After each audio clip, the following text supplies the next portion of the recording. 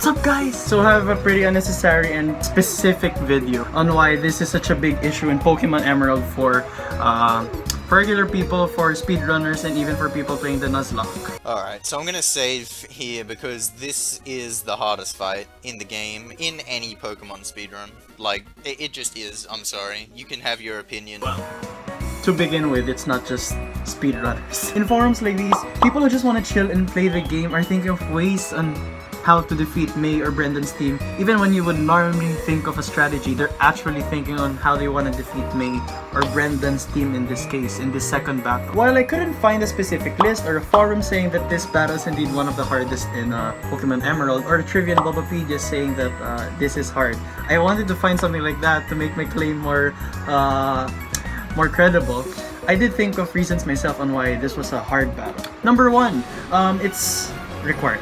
All of the rival battles, for those who play the mainstream Pokemon series, know that every rival battle is required. If I remember correctly, the two ones that are not required are after Rustboro. You can say no to May there. And the one in Lily Cove, there's an option of not going to the museum. You can totally skip that. So the second reason is type advantages. I don't have to explain type advantages anymore when it comes to rivals, but I did notice that May's team, of course, will always respond to your team in terms of type advantage, but her whole team of 3 Pokemon actually complete the type starters, the starter types, which is water, fire, and grass. So if you pick Torchic, she's going to respond with Mudkip, but she's also going to have Slugma and Lombre, so you have grass, water, and fire. The same way with if you pick Trico, you'll respond with Mudkip, and you'll have Wingull and Lombre. And lastly, if you pick Mudkip, the water type, the standard type, the best type, she'll respond with, of course, Grovyle at this time, but she'll have Slugma and Wingull. So, reason number 3, the pretty big reason I believe so, is they have pretty sweet moves at this part of the game. I mean, okay, from my experience, Mudkip players out there, you know, Wingull's wing attack is actually the deadliest out there. At this early in the game, the only one that can stop that wing attack is Geodude, and if you get Aeron, if you can get Nosepass, and all of the other ones. But if you did get that, you'll have to face Wingull's Water Gun. So before being wrecked by Grovyle's Pursuit or Slugma's Rock Throw and Yawn, I mean, at this part of the game, you'd still have the basic Growl, you still have Defense Curl and all of the other basic moves. But at this time, May's team already has pretty sweet moves for that time. Especially if you see later in my battle, you see I got wrecked with Grovyle's Pursuit. And that Pursuit can actually take down a lot of Pokemon at this time. Even if you pick other starters, you still get wrecked. I mean, if you have a Torchic and if you haven't evolved it to Combustion at this time, why though? You still get wrecked by Slugma's Rock Throw before whittling your team down with Yawn, Smog, before getting wrecked by Marshtomp later on with the Mudshot and Water Gun. Trying to get a Water type to counter Combustion, you have Lombre. Trying to get a Grass type to counter Marshtomp, you have Slugma. So, Mikael, you can just switch on. It's that easy. Yes, I know it's that easy. Not until you realize that these Pokemon can outspeed you. You have to get really fast Pokemon to begin with unless you keep on switching out, which is my strategy to begin with. Now you may be wondering, am I overthinking? Yes, I'm overthinking. Actually, this is what boredom's done to me. But have you ever seen a speedrunner struggle? I haven't tried a speedrun myself, but I do know that a speedrunner has to complete it in, I'm pretty sure the record right now is 2 hours or 3 hours. Complete Pokemon Emerald in that time.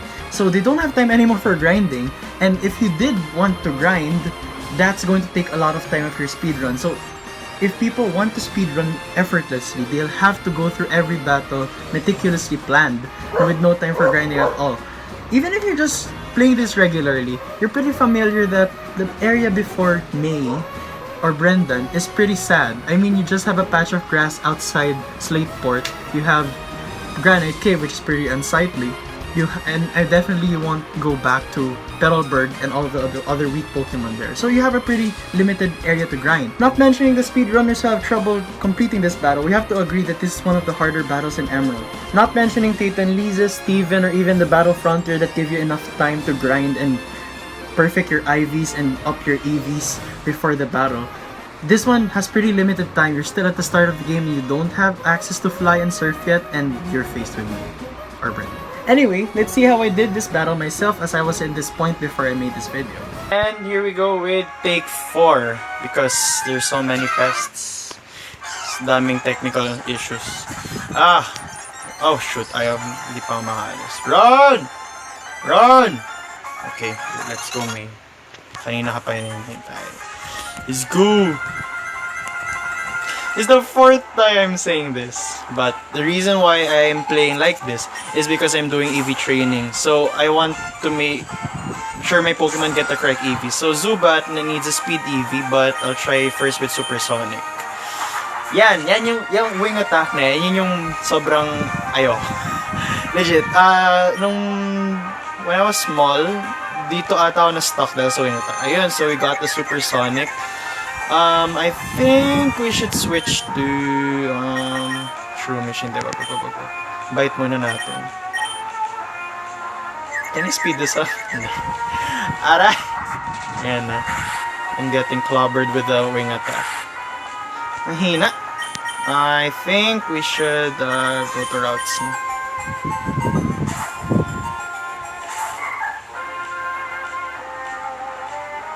Please. Yun. Problem is, May has confusion and all. Try natin mag-spam ng double team. You know, double team was really annoying with Wallace. Yung Ludicolo ni Wallace. Shoot, nag-snap ako siya. Ha! Growl ka ng growl. My Pokemon's a special Pokemon. Special attacker. Okay. I think we can do with that. Yun! Diba? Problema, we have to face yung potions ni May. Oh, yes! Yun! Na-take down na. Okay, Grovyle. Grovyle to. Kasi merong Fury Cutter. Yun, okay. Ha! Here's the challenge. Kaya ba nating... Aray! Wait, na pursuit na tayo, friend. Boom. Ayan na. Okay. Let's go to... Are we Okay. Zubat. Grovyle has the speed EV, so I have to get it on Zubat or Routes. But Routes is dead, so I can get it either in Shroomish, but Shroomish is grass type, but Grovyle has Fury Cutter, so do not attack. Let's try Supersonic. Yun nga alam, may quick attack. I think we should go first with Shroomish.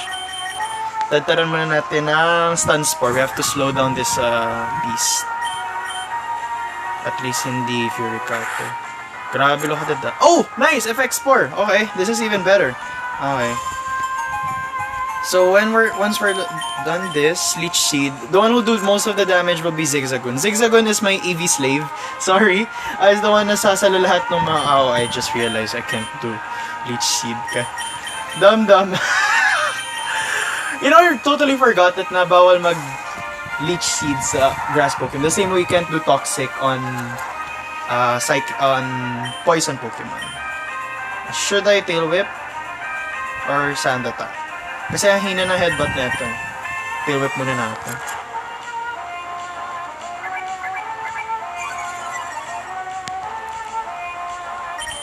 Ang bilis naman mag-ising nito.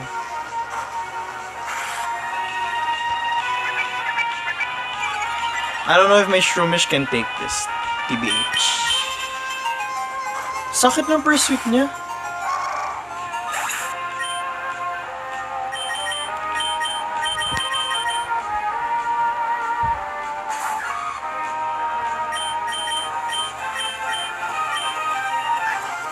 Isa pa yung quick attack.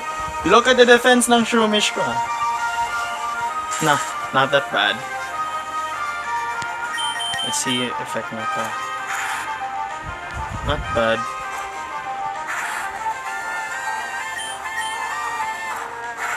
I think kaya ko siya. Yun. Shroomish can take one more. Okay. We can do this.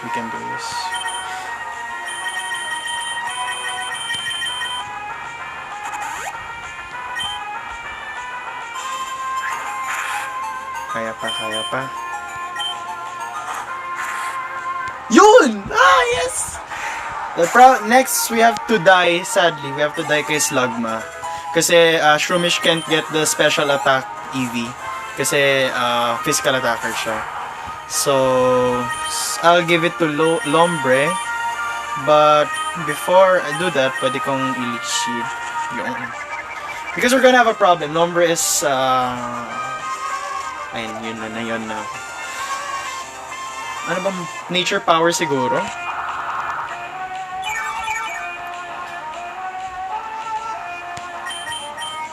Yun. Oh! Nag-miss pa stance pa. Ayun, na-remember. I'm sorry, Shroomish, you have to die for me. Don't worry, this is for, fellas, oh yeah, nagyon nga pala, I forgot. Well, at least na-set up na natin at least shield. Let's hope Lumber gets it. Low bat now. You can see naka-plug siya sa my phone has battery issues. Let's hope Lumber takes down Slugma. Feeling ko naman kaya. Ay, shoot but growl! Mali!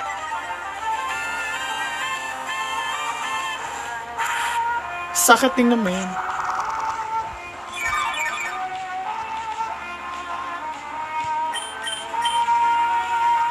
Swift, buti naman. Nakabahan actually ako noong una, baka bigla maging absorb or something. Okay, we're almost there.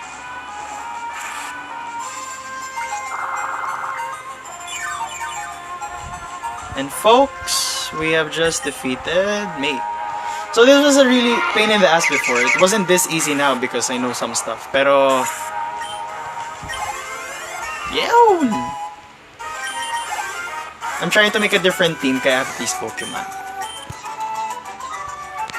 So that's it. And baka maubusan na ako ng space, so let's stop this video. So that was an overly unnecessary video, but I thank you for watching it because I kind of made this to explain why I harp about this meme always, as it's one of the hardest battle I faced because when I was young, seriously, this was a big problem. It took me a solid 1 hour just to defeat May. Well, that was before. Thank you for watching this video if you did reach this point, and please play Emerald. It's a nice game to start with if you're getting into Pokemon. If you don't want the 8-bit ones or the really new Pokemon games, you can go to Emerald or Generation 4. It already has the dynamic graphics and all the storytelling and all the essential things Pokemon has. So that's it, and bye!